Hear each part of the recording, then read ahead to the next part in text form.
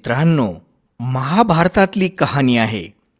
पांडव 12 वर्षांचा वनवास आणि 1 वर्षाचा अज्ञातवास भोगून परत हस्तिनापुरात आले होते आणि पांडव कौरवांकडे ठरल्याप्रमाणे आपलं अर्ध राज्य आणि न्याय हक्क मागत होते.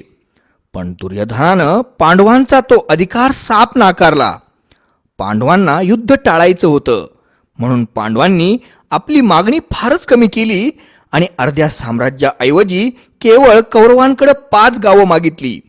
पण दुर्योधन मात्र सत्तेच्या धुंदीत होता.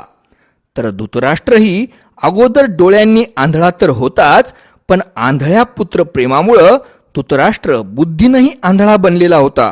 धृतराष्ट्र आणि दुर्योधन या बाप बेट्यांनी पांडवांना अगदी ठणकावून सांगितलं, तुम्हाला 5 गावं तर सोडा, पण सुईच्या टोकावर मावेल एवढी सुद्धा जमीन मिळणार नाही. सत्तेचा गर्व इतका होता की मध्यस्थी शिष्टाई करायला आलेल्या विदुरांसारख्या विद्वानांनाही अपमानित करून हाकलून लावण्यात आलं. तर भगवान श्रीकृष्णांनाही कैदी बनवण्याचा प्रयत्न केला गेला होता. आणि मग त्यानंतर जे महाभारताचं युद्ध झालं ते भयंकर विनाशकारी होतं. संपूर्ण भारतखंडासाठी महाविध्वंसक होतं. त्या युद्धामुळं संपूर्ण भारतवर्षाचं इतकं प्रचंड नुकसान झालं की विचारता सोय नाही. केवळ 5 गावं पांडवांना देऊन सगळं थांबवता आलं असतं. पण मित्रांनो, भाऊबंदकी आणि चुलत बंधूंमधले वाद म्हणजे फारच मोठी विचित्र गोष्ट असते. औरंगजेबाचा मृत्यू 1707 साली झाला आणि त्याच साली जून महिन्यात मुघलांनी शाहूराजांना सोडून दिलं होतं. भारतात बाहेरून आलेल्या प्रत्येक शासकाची फोडा आणि राज्य करा हीच नीती शेकडो वर्ष राहिलेली आहे. मुघलांचा असा हेतू होता की यामुळं मराठ्यांमध्ये फूट पडेल आणि ते दिल्लीकडे वळणार नाहीत. शाहूराजांच्या मातोश्री म्हणजे शंभूराजांच्या पत्नी सखी राज्ञी जयती महाराणी येसूबाईंना सुरक्षा म्हणून मुघलांनी आपल्या कैदेत दिल्लीला ओलीस ठेवलेलं होतं. तसं पाहिलं तर शाहूराजेही औरंगजेबाच्या कैदेतला 17-18 वर्षांचा खडतर वनवास भोगूनच परत आले होते.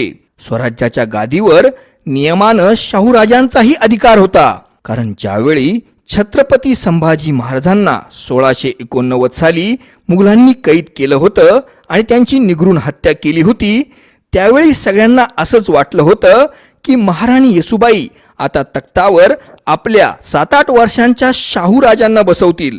पण यावेळी महाराणी येसूबाईंनी वैयक्तिक स्वार्थ पाहिला नाही, स्वराज्याचं हित पाहिलं आणि त्यांनी मोठ्या उदार हृदयानं राजाराम महाराजांना छत्रपती बनवलं. जसे शाहूराजे आमचे पुत्र तसेच राजाराम महाराज तुम्हीही आमचेच पुत्र म्हणून महाराणी येसूबाईंनी राजाराम महाराजांना हृदयाशी धरलं होतं. छत्रपतींच्या घराण्यातल्या सगळ्या लोकांनी एकाच ठिकाणी एकत्र राहू नये हा निर्णय सुद्धा महाराणी येसूबाई साहेबांचाच होता.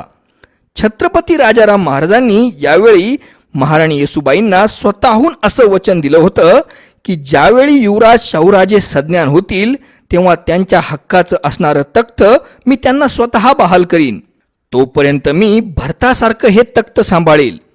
नंतर राजाराम महाराज दक्षिणेत जिंजीला गेले तर त्याचवेळी रायगडाचा पाडा होऊन युवराज शाहूराजांना आणि महाराणी येसूबाईंना मुघलांच्या कैदेत जावं लागलं होतं. स्वराज्याची ही दौलत शाहूराजांचीच आहे, आपण फक्त तख्ताचा सांभाळ करत आहोत असं राजाराम महाराज वारंवार म्हणायचे. मुघलांच्या कैदेत असणाऱ्या युवराज शाहूराजे आणि महाराणी येसूबाईंसाठी नियमितपणे पैसे आणि नजराणे राजाराम महाराज पाठवायचे आणि त्यांची विचारपूस सुद्धा करायचे.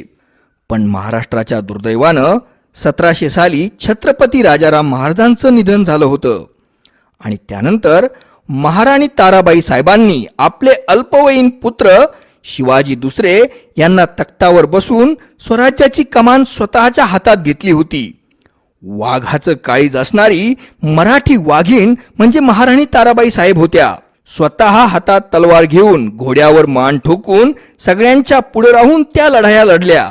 थोडे थोडके नव्हे तर लाखो मुघलांची फौज तब्बल 7 वर्ष ताराराणी साहेबांनी थोपून धरली, धोपटून काढली आणि हैराण केली. नंतरच्या काळात तर ताराराणी साहेबांच्या सक्षम नेतृत्वाखाली मराठेशाहीची ताकद प्रचंड वाढलेली होती. मराठी फौजा संपूर्ण भारतामध्ये धुमाकूळ घालत होत्या. तसं मुघल स्वराज्य बुडवायलाच महाराष्ट्रात आलेले होते.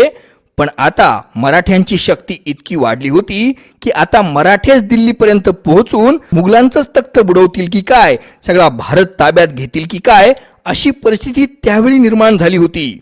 मराठ्यांची ताकद, मराठ्यांची महत्वाकांक्षा, मराठ्यांचा आत्मविश्वास आणि मराठ्यांची जिद्द प्रचंड वाढलेली होती. राजमाता ताराराणी साहेब एक राज्यकर्त्या म्हणून अत्यंत कर्तबगार होत्या. पण शाहूराजांबद्दल अत्यंत विद्वेषाची भावना त्यांच्या मनात होती. मुघलांच्या कैदेत असणाऱ्या महाराणी येसूबाई ह्या आपल्या अत्यंत कर्तबगार वाघीण असणाऱ्या जावेचा प्रचंड तिरस्कार ताराराणी साहेब करायच्या. ज्यावेळी छत्रपती राजाराम महाराजांचं निधन झालं होतं त्यावेळी मुघलांच्या कैदेत अनेक मराठी माणसं होती. छत्रपती संभाजी महाराजांच्या पुत्राला जपण्यासाठी म्हणजे शाहू महाराजांना जपण्यासाठी कित्येक मराठा सरदारांनी स्वतःहून मुघलांची कैद स्वीकारली होती. ज्यावेळी लहरी औरंगजेबाला धर्मांधपणाचे झटके यायचे आणि तो शाहू राजांचा धर्म परिवर्तन करून त्यांना मुस्लिम बनवायचा प्रयत्न करायचा, त्यावेळी हे मराठा सरदार स्वतःहून पुढे यायचे आणि त्यांच्या बदल्यात मुस्लिम व्हायचे. स्वराज्यासाठी कित्येक मराठा सरदारांनी मुघलांच्या कैदेत असताना आपला धर्मही बदलला होता, तो केवळ दौलतीचा वारस जपण्यासाठी. पण ताराराणी साहेब सत्तेवर येताच त्यांनी ह्या सगळ्या लोकांचा विचारच सोडून दिला. त्यांना जे तनखे स्वराज्याकडून जात होते, जे नियमित नजराने स्वराज्याकडून पाठवले जात होते, ते सगळे ताराराणी साहेबांनी बंद करून टाकले आणि मुघलांच्या कैदेत असणाऱ्या मराठी सरदारांकडं, शाहू राजांकडं आणि आपल्या जाऊबाई महाराणी येसूबाईंकडं ताराराणी साहेबांनी साफ दुर्लक्ष करून टाकलं. 1705 सालापर्यंत तर महाराणी येसूबाई आणि युवराज शाहू यांची त्यांच्या माणसांसगट प्रचंड हालाकीची आर्थिक परिस्थिती बनली होती. इतकी पैशांची चणचण होती की महाराणी येसूबाईंना चिंचवडच्या मोरया गोसावी संस्थानाला पत्र लिहून पैशांची मदत मागावी लागली होती. ताराराणी साहेबांनी वाऱ्यावर सोडलेल्या या माणसांची काळजी घेण्यासाठी महाराणी येसूबाईंना कर्ज घ्यावं लागलं होतं. तसं पाहिलं तर युवराज शाहू राजांचं पाळण्यातलं नाव हे शिवाजी दुसरे असंच होतं. पण ताराराणी साहेबांनी शाहू राजांचं तेही नाव पळवलं होतं आणि आपल्या मुलाला शिवाजी दुसरे असं नाव दिलं होतं. छत्रपती संभाजी महाराजांचे खरे पुत्र शिवाजी दुसरे अर्थात शाहूराजे हे मुघलांनी कधीच मारून टाकलेले आहेत आणि आता कुणी जो शाहूराजा नावाचा मुघलांच्या कैदेत आहे तो कुणीतरी नकली माणूस आहे, कुणीतरी तोतया आहे असं ताराराणी साहेब उघड उघड म्हणायच्या. औरंगजेबाच्या मृत्यूनंतर ज्यावेळी मुघलांनी शाहूराजांची सुटका केली होती तेव्हा शाहूराजे सत्तेतला वाटा मागायला येणार हे ताराराणींना कळून चुकलं होतं. पण शाहूराजांना 1 इंचही जमीन न देण्याचा त्यांचा निर्धार होता. जेव्हा शाहूराजांची सुटका मुघलांनी केली होती तेव्हा ताराराणी साहेबांनी अनेक सरदार आणि कारकुनांना एकांतात बोलवलं होतं. त्या नावाजलेल्या कारकुनांना आणि सरदारांना ताराराणींनी पैशांचं आणि वतनदारीचं मोठं आमिष देऊ केलं होतं. या बदल्यात त्यांनी गाईचं शेपूट हातात धरून आणि दूध भाताची शपथ घेऊन असं खोटं सांगायचं होतं की हा जो कोणी शाहूराजा नावाचा माणूस सुटून आला आहे तो खरा शाहूराजा नाही, तो कोणीतरी तोतया आहे. खऱ्या शाहूराजांना मुघलांनी कधीच मारून टाकलं आहे. यासाठी ताराराणी साहेबांनी मराठेशाहीतल्या उच्च विश्वासार्हता असणाऱ्या अनेक जणांवर अशा खोट्या शपथा घेण्यासाठी प्रचंड दबाव आणला होता. पण ह्यापैकी बरेच जण पळून गेले तर काहींनी चक्क आत्महत्या केली. पण ताराराणींच्या बाजूनं अशी कुणीही खोटी साक्ष दिली नाही की शाहूराजे हे तोतया आहेत. जेव्हा शाहूराजांना तोतया ठरवण्याचा ताराराणी साहेबांचा प्रयत्न फसला तेव्हा ताराराणी साहेबांनी नवीनच भूमिका घेतली, नवीनच बाजू मांडायला सुरुवात केली.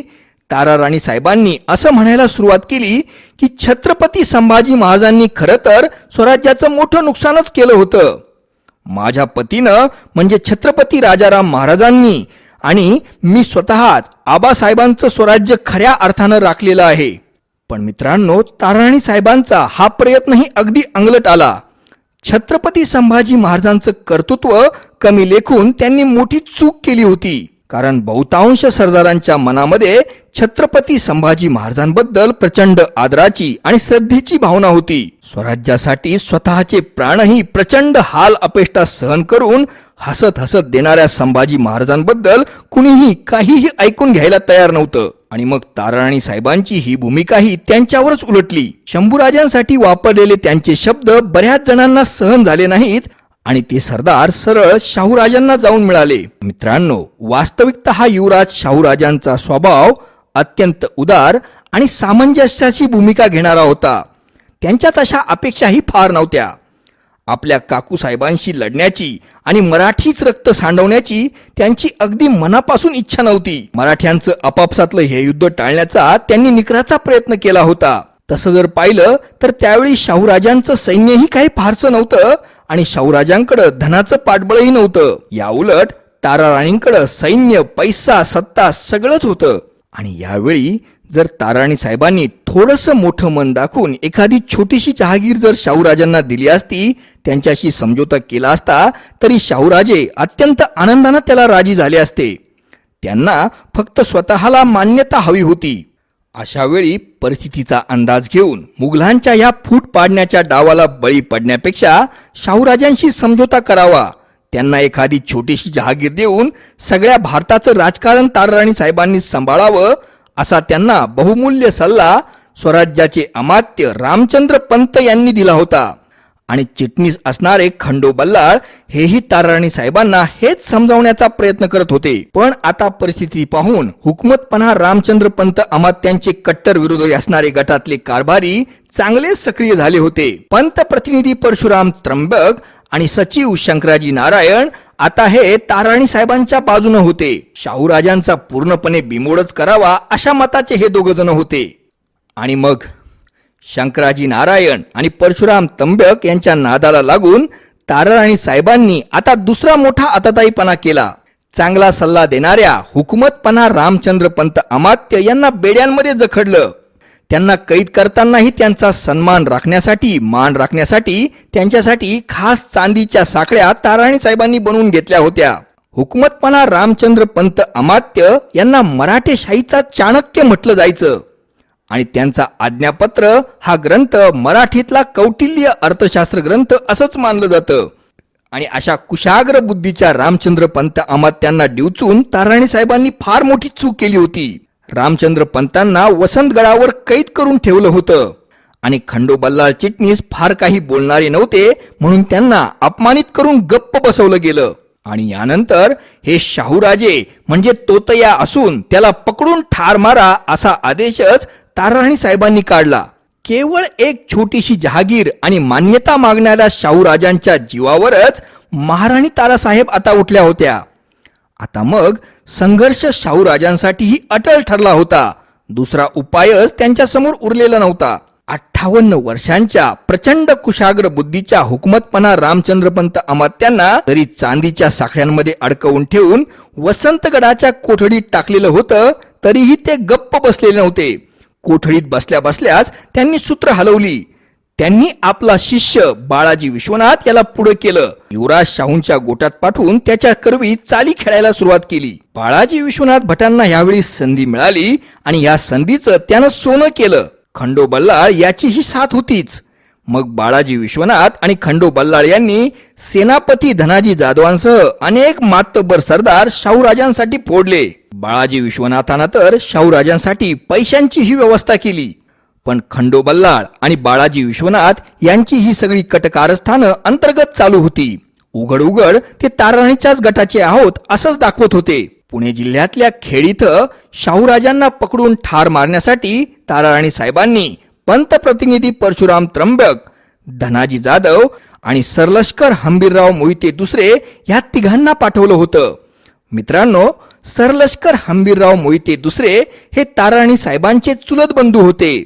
तर मित्रांनो, स्वराज्याचे सरसेनापती हंबीरराव मोहिते पहिले हे ताराराणी साहेबांचे वडील होते. पंतप्रतिनिधी सेनापती धनाजी जाधव, सरलष्कर हंबीरराव मोहिते हे तिघ मोठी फौज घेऊन खेडकडे निघाले. पण ऐनवेळी युद्धाच्या अगोदर चक्क सेनापती धनाजी जाधवांनी आपला पक्ष बदलला. ते शाहूराजांना जाऊन सामील झाले. यावेळी सरलष्कर हंबीरराव मोहिते दुसरे हे बिलकुल तटस्थ राहिले. त्यांनी युद्धात भागच घेतला नाही. तर ही सगळी परिस्थिती अचानक बदललेली पाहून, आपल्या विरुद्ध गेलेली पाहून ताराराणी साहेबांच्या दूध भाताची शपथ घेतलेले पंतप्रतिनिधी परशुराम त्र्यंबक फरार झाले. आणि फारशी लढाई न होता शाहूराजे विजयी झाले. आता मात्र ताराराणी साहेबांचं धाबं दणाणलं. आता पळून जाण्याची पाळी ताराराणी साहेबांची होती. शाहूराजे मोठ्या वेगानं साताऱ्याकडे येत होते. केवळ ताराराणी साहेबांशीच एकनिष्ठ असणाऱ्या सरदारांचाही काही एक गट होता. तो गट सोडला तर आता ताराराणी साहेबांसोबत कुणीच नव्हतं. ताराराणी साहेब आता सातारा सोडून दक्षिणेकडे गेल्या. कोल्हापूर जवळच्या पन्हाळ्यावर त्यांनी आश्रय घेतला. रिकामं झालेलं सातारा शहर शाहूराजांनी अगदी आरामात काबीज केलं. शाहूराजांनी अजिंक्य ताराही जिंकून घेतला. पंतप्रतिनिधींना कैद करण्यात आलं आणि या वेळेपर्यंत सचिव शंकराजी नारायण यांनी रोईडा किल्ल्याजवळ आत्महत्या केली होती. मग साताऱ्याला पोहोचल्यानंतर छत्रपती शाहू महाराजांनी स्वतःचा राज्याभिषेक करून घेतला. ते छत्रपती बनले. आणि मित्रांनो, यावेळी जर खरंच छत्रपती शाहूराजांनी मनात आणलंच असतं तर ताराराणी साहेबांचा पूर्णपणे बिमोड करणं, त्यांना पूर्णपणे नेस्तानाबूत करणं त्यांना सहज शक्य होतं. पण मराठ्यांनीच मराठ्यांचं रक्त सांडवणं हे शाहूराजांना बिलकुल मान्य नव्हतं. आपण हुकूमतपणा रामचंद्र पंत अमात्य यांना कैद करून फार मोठी चूक केली आहे अशी जाणीव जेव्हा ताराराणी साहेबांना झाली तेव्हा त्यांनी सन्मानपूर्वक रामचंद्र पंत अमात्यांची सुटका केली, त्यांची माफी मागितली आणि त्यांना पुन्हा अमात्य पदाचा कार्यभार स्वीकारण्याची विनंती केली. रामचंद्र पंतांनीही पुन्हा अमात्य पदाचा कार्यभार स्वीकारला. पण त्याच वेळी रामचंद्र पंत अमात्य अधिक सावध झाले होते. आपल्याला ताराराणी साहेबांनी बेड्या घालून कैद केलं, या गोष्टीचा बदला घेण्याचा निर्धार त्यांनी मनातल्या मनात पक्काच केला होता. आणि त्यासाठी योग्य संधीची आणि योग्य वेळेची वाट रामचंद्र पंत अमात्य पाहत होते. समंजस स्वभावाच्या शाहूराजांनी यावेळी शांतीच्या मैत्रीचा प्रस्ताव पुढे केला. पण आता दुखावलेल्या भावबंदकीच्या विद्वेषानं पेटलेल्या ताराराणी साहेब ऐकायलाच तयार नव्हत्या. त्यांनी शाहूराजांचा मैत्रीचा प्रस्ताव साप लाथाडला, धुडकावला. मित्रांनो, तसं पाहिलं तर महाराणी ताराराणी साहेबांचे पुत्र शिवाजी राजे दुसरे फारसे कर्तबगार नव्हतेच. त्यांचे पुतणे शाहूराजे प्रचंड कर्तबगार होते, प्रचंड समंजस होते आणि उदार हृदयी दयाळू होते. पण मित्रांनो, पुत्र प्रेम आंधळं असतं, भाऊबंदकी कठोर आणि प्रचंड विषारी असते. अत्यंत महत्वाकांक्षी असणाऱ्या ताराराणी साहेबांनी यानंतरही शाहूराजांविरुद्ध भयंकर उपद्व्याप सुरूच ठेवले. शाहूराजांना नेस्तनाबूत करण्यासाठी एकेकाळचे आपले कट्टर दुश्मन मुघलांसोबतही हातमिळवणी केली, मैत्री प्रस्थापित केली. वरवर गोड बोलणारे पण आतून प्रचंड दुखावलेले रामचंद्र पंत अमात्य ताराराणींना धडा शिकवण्याची योग्य संधीची वाट पाहतच होते. आणि मग रामचंद्र पंत अमात्यांना संधी मिळाली ती 1713-14 साली. महाराणी ताराबाई साहेबांच्या सवती म्हणजे छत्रपती राजाराम महाराजांच्या दुसऱ्या पत्नी राजसबाई याही अत्यंत महत्वाकांक्षी होत्या. राजसबाईंचे पुत्र संभाजी राजे दुसरे हेही शिवाजी राजे दुसरे यांच्या तुलनेत प्रचंड कर्तबगार होते. रामचंद्र पंत अमात्यांनी राजसबाई आणि संभाजी राजे दुसरे या 15-16 वर्षांच्या राजपुत्राला हाताशी धरलं. त्यांच्यासोबत मसलती करून एक दिवस ताराराणींचा तख्ता पलट केला. संभाजी राजे दुसरे कोल्हापूर गादीचे छत्रपती बनले तर ताराराणींच्या हातापायात बेड्या पडल्या. छत्रपती संभाजी राजे दुसरे यांनी ताराराणी साहेब आणि शिवाजी राजे दुसरे यांच्या हातापायांमध्ये बेड्या अडकवून त्यांना कैद करून ठेवलं. सातारचे छत्रपती बनलेल्या शाहू महाराजांना बुडवण्याचं स्वप्न पाहणाऱ्या ताराराणी साहेब आता स्वतःच सावत्र मुलाच्या कैदेत पडल्या होत्या. पण मित्रांनो, मराठेशाहीच्या गादीच्या या संघर्षामध्ये मराठ्यांचंच प्रचंड नुकसान झालं होतं. जर सगळे मराठे त्याच वेळी जर एकजूट असते तर संपूर्ण हिंदुस्थानामधून मुघलांना हटवून राज्य करू शकले असते. महाराणी येसूबाई साहेबांसारखी ताराराणी साहेबांनी त्यावेळी दूरदृष्टी दाखवली नाही. स्वराज्याच्या हितापेक्षा स्वतःच्या वैयक्तिक हिताला वरती ठेवलं. शाहूराजांशी त्यांनी समझोता केला नाही. भाऊबंदकीच्या लढाईत ऐकून मराठ्यांचं प्रचंड रक्त सांडलं गेलं. दोन्ही गाद्यांमधल्या संघर्षाचा हा 10-20 वर्षांचा काळ मराठेशाहीचा अत्यंत वाईट काळ होता. या अंतर्गत लढायांना कंटाळून निंबाळकर, घोरपडे असे अनेक मातबर सरदार मुघलांना किंवा निजामाला जाऊन भिडले होते. पण तरीही मित्रांनो, छत्रपती शाहू महाराज किती समंजस होते, त्यांचं हृदय किती दयाळू होतं, ते एक विरक्त राज संन्यासी कसे होते हे बघा. छत्रपती शाहू महाराजांनी कैदेत पडलेल्या ताराराणी साहेबांची सुटका करण्यासाठी फार प्रयत्न केले. पण आता त्यांचे चुलत बंधू आणि कोल्हापूरचे छत्रपती बनलेले संभाजी राजे दुसरे हे काही आपल्या सावत्र आईला म्हणजे महत्वाकांक्षी ताराराणी साहेबांना सोडायलाच तयार नव्हते. आणि कोल्हापूरच्या गादीवर बसलेले संभाजीराजे दुसरे हेही पक्के भाऊबंदकी पाळणारे होते. तेही शाहूराजांच्या जीवावर उठलेले होते, प्रचंड महत्वाकांक्षी होते. पण तरीही छत्रपती शाहूराजांनी नेहमी सामंजस्याची भूमिका घेतली. त्यांनी दोन गाद्यांमध्ये समझोता करण्यासाठी संभाजीराजांसोबत वारणेचा तह केला. राणी साहेबांची कैदेतून सुटका करायला लावली. पण तरीही संभाजीराजे दुसरे आपल्या अत्यंत महत्वाकांक्षी असणाऱ्या सावत्र मातोश्रींना म्हणजे ताराणी साहेबांना कोल्हापूरमध्ये ठेवण्यासाठीही राजी नव्हते. आपल्या सावत्र मातोश्री पुन्हा काहीतरी गडबड करून आपल्याला सत्तेवरून खाली खेचतील अशी भीती संभाजीराजे दुसरे यांना वाटत होती. त्यावेळी स्वतः छत्रपती शाहू महाराजांनी मोठ्या सन्मानपूर्वक ताराणी साहेबांना आपल्यासोबत साताऱ्याला नेलं. मित्रांनो, छत्रपती शाहू महाराजांच्या समजूतदारपणामुळं मराठेशाहीचं प्रचंड रक्त वाचलं होतं. प्रचंड रक्तपात टळलेला होता. छत्रपती शाहू महाराजांचं समजूतदार नेतृत्व होतं, म्हणूनच मराठी फौजा अटकेपार झेंडे लावू शकल्या होत्या. लाल किल्ल्यावर मुघलांच्या अगदी बरोबरीनं मराठ्यांचाही भगवा झेंडा जो फडकला होता तोही शाहू महाराजांच्या समजूतदारपणामुळेच.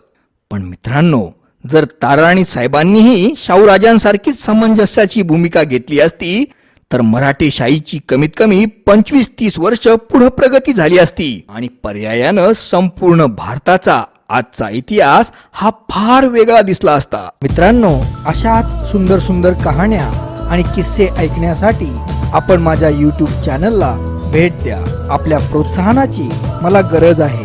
मला प्रोत्साहन देण्यासाठी आपण माझ्या YouTube चॅनलला सबस्क्राईब करा. माझ्या व्हिडिओला लाईक करा, कॉमेंट करा आणि शेअर सुद्धा करा. आपले खूप खूप धन्यवाद.